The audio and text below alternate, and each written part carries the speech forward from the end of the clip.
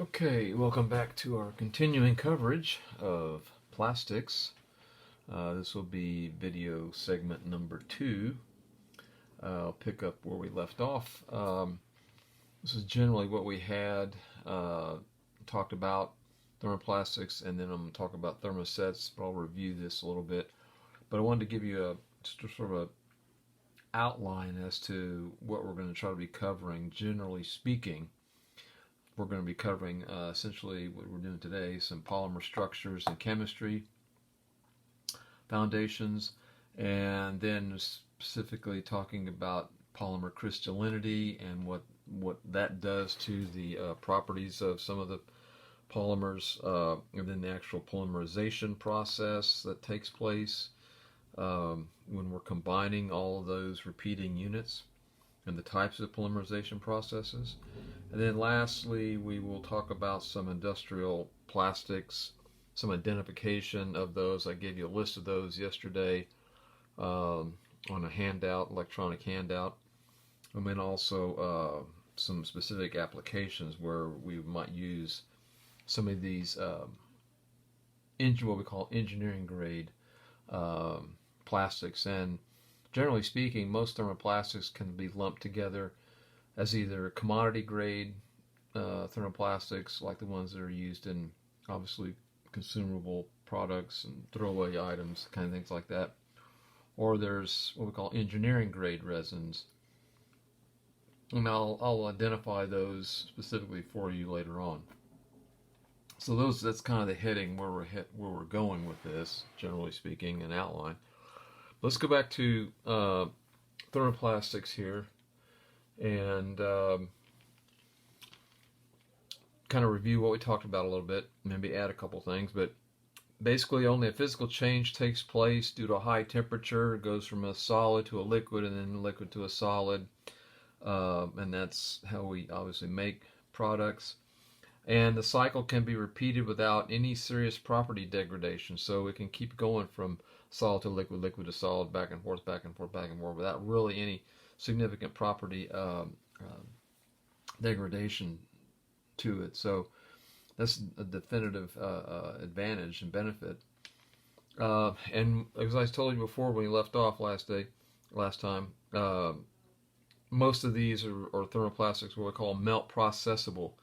They can be melted and then processed into a variety of different types of plastic processing pieces of equipment, mostly using an extruder-based system.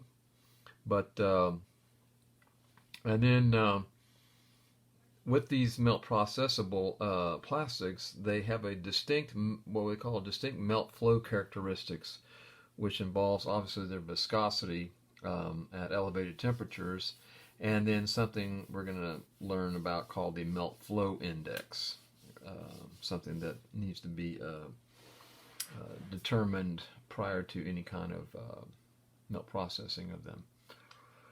Okay, and so now on the other side of the ticket with respect to plastics, we have the thermosets, the world of thermosets. Completely different. Here we have basically usually a two-part mix, part A and part B, and you might be familiar with the product called epoxies. That's a classic thermoset plastic. Usually, mix A, mix B, and then it could either both of those be liquid, or they could be kind of like a little pliable clay kind of a thing, and you mix them together, and then you only have a certain amount of time before they completely solidify. So they cannot tolerate repeated heating cycles like thermoplastics. And when mixed together, it produces what we call a chemical reaction called cross-linking, and the material will harden. And once hardened, it cannot go back to either a liquid or a pliable substance. Kind of think of it like making a cake or something. You get dry ingredients, you get wet ingredients, you mix this A and B, you mix the two together, and then you add heat, aka thermoset, and in the oven, and then it bakes, it solidifies, and you bring it out, and there you have it. You have a cake. It's never going to go back to a liquid or a doughy kind of a batter kind of a substance consistency. So that's kind of similar to what thermosets are like. And if they are reheated, they will just basically begin to char. They're not going to go back. All right. Now, we're not going to talk about them much now, but we'll talk a little bit more detail about them when we get into polymer matrix composites, because they're definitely used a lot and widely used in polymer matrix composites or PMCs, and we'll talk about that later in the week. Okay? Okay, so let me erase this now, and we'll get into, first I want to talk a little bit about, generally speaking, some of the benefits and why plastics are so, oops, forgot about this up here. That was resin. That's a term, R-E-S-I-N. You hear that, you hear me talking about resins, etc., etc. So it's just sort of a general categorical reference to a specific type of plastic being used. So both thermosets and thermoplastics, frequently you just use the term resin, like when you're specifying something, a particular plastic, you say, well, what resin might that be, or what resin might be best for that particular application. That's just a sort of a general umbrellistic term denoting the fact that it's going to be some sort of plastic material, usually.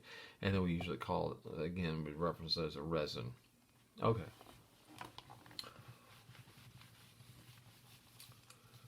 All right.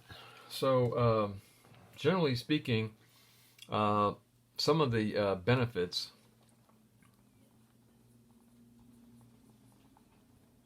for polymers or plastics. Okay. Obviously, they can be very chemical resistant.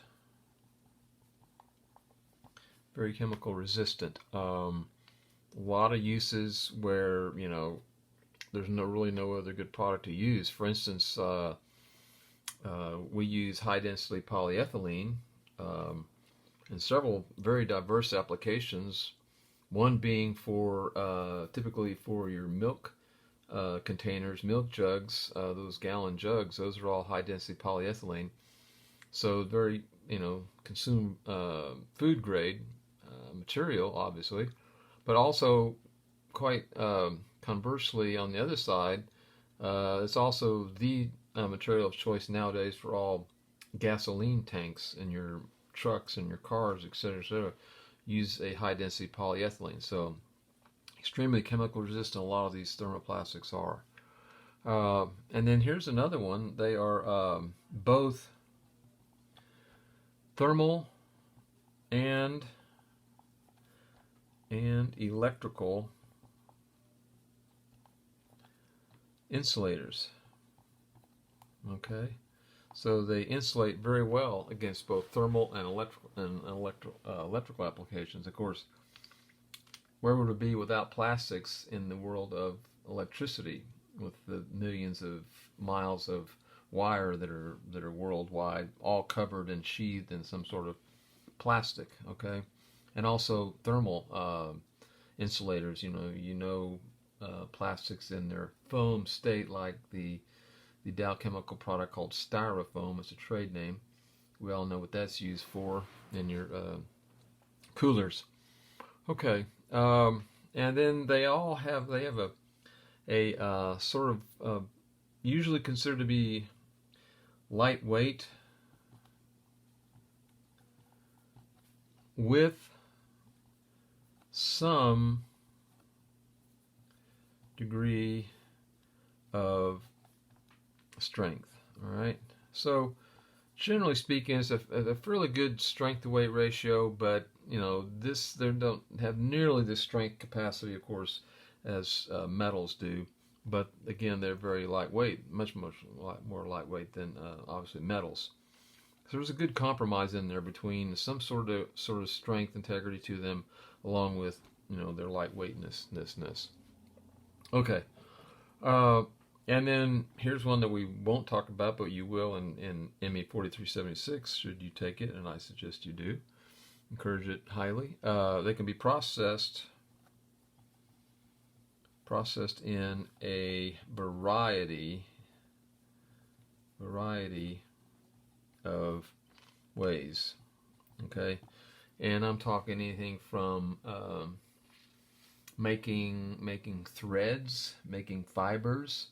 Like you could take all those glass or the water bottles that you have and grind those all up into something that can be put into an injection molding machine, melted, and then or excuse me, into an extruder, and then throughout the orifice after it's melted, you can extrude it out of a very tiny thin orifice that would produce a filament, and take that, and then that's what you wear clothes that are made out of nylon, make clothes that are made out of polyester. Well, you can make clothes made out of polyethylene terephthalate, which is what the bottles are made out of. So at any rate, processed in a variety of ways, and then of course you can make things such as trash cans, lawn chairs, just about anything and everything, and a wide variety of different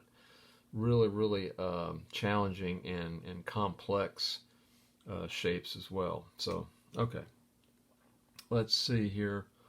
Oh, here's one. They have a variety of optical properties.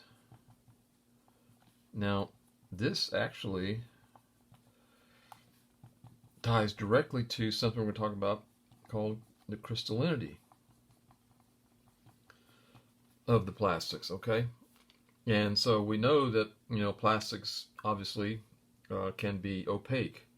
They can be translucent, but obviously they can also be transparent. I mean, most of the glasses that you're wearing now are made out of some kind of plastic, transparent plastic, optically clear to about 99.999%.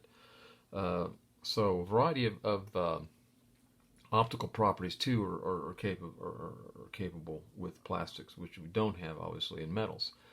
And then some plastics float and some don't. All right, so some float and some don't.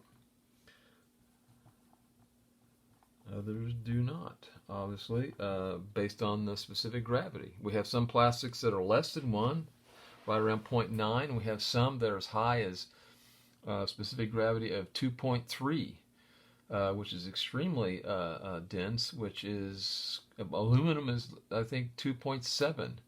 So again, that's significant variety and diversity these plastics can show. And of course, as I mentioned, or a little bit, most thermoplastics can all be foamed in one way or the other. Okay, so let's move on. Let's start talking some chemistry here. And let me erase this stuff just so you can have an idea. I'm sure all of you can come up with your own ideas as far as things that used to be made out of a more traditional material are now being made out of plastics, etc., etc., etc. And so it's a lot of good engineering diversity going on because of polymers. Okay, so we talked about obviously what MERS were. All right, and those are the repeating units.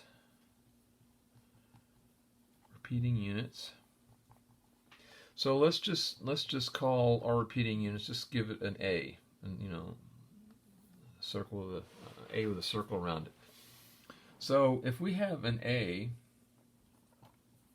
have a bunch of A's, and they're just all kind of floating around, no particular order, something like that, and you wanted to put them together. Well, then you would want to string them together like a string of pearls. And so to do that, you go through what we call the polymerization process. And we'll get into the details of that later, but right now we're just going to use the term polymerization, which strings them together essentially, which now becomes something like this. All these being A's, they're now tied together. Now, these are the MERS, okay, and they're tied together now. But the tying together between A and the other A and another A is not the covalent bond that I was referring to earlier. The covalent bond is what's taking place inside here, which we'll see here in just a minute what I'm talking about as far as what is inside there. And so this is what's taking place. Now, let's just from now on, instead of calling them A's, let's depict probably the most basic building block of all hydrocarbon plastics. Is called the ethylene mer, or monomer if it's just one. All right. Now, this ethylene mer, okay, and I referenced it earlier, is C2H4. That's 2 carbons, 4 hydrogens. All right. Now, let's show you how they're depicted in what we call a monomer depiction here. And so here's what you have. You got a carbon with the bonds like this. You have another carbon beside it like this with its 4 electrons. Okay. And then of course you have the hydrogens. So now you have the hydrogens here. Okay. And so this is essentially what you have. Well, let's yeah, okay, 1, 2, 3, 4, yeah, taking place in this monomer. Okay. Okay, great. And now the timer went off. Okay, so this is essentially what you have here. And so you've got, well, actually you don't have these on the outside yet because you got 2 here and 2 here, so that's 4, and the 2 and then the 4. Okay, so at any rate, what we're going to do now is we're going to if this is the ethylene mer units,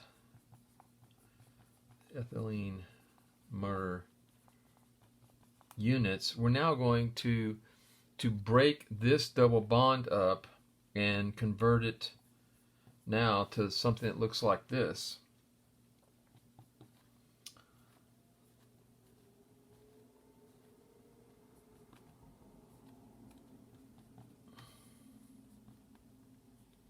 All right, and we're going to put a bracket around that. And then down here we're going to put an N number, remember, and that was the degree of, we're calling it degree of polymerization. So by going through polymerization process,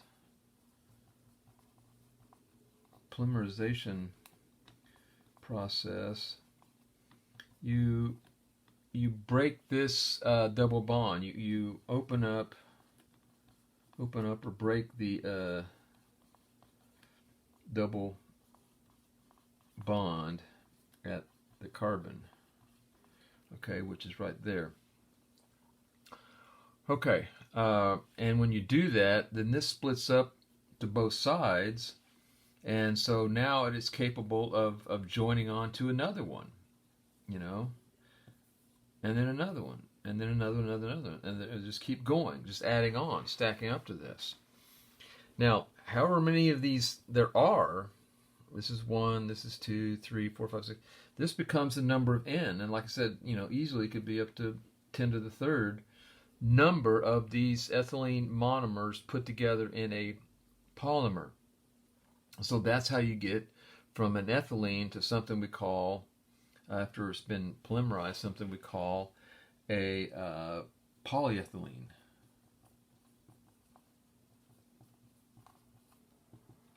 A polyethylene. Spell it real good. Polyethylene. All right. Now, there's all different kinds of polyethylenes. There's low density, high density. There's something called ultra high molecular weight polyethylene. But this is the basic building block right here. This is the basic building block, and without the actual N here, okay, because that's going to vary. This is the basic building block for many different polymers. And start with the next slide. I will give you some examples of what they might be. But this is essential building block for most hydrocarbon-based polymers. So we're going to stop here, and we'll start another here shortly after we get this one uploaded, hopefully going into the right slot. All right.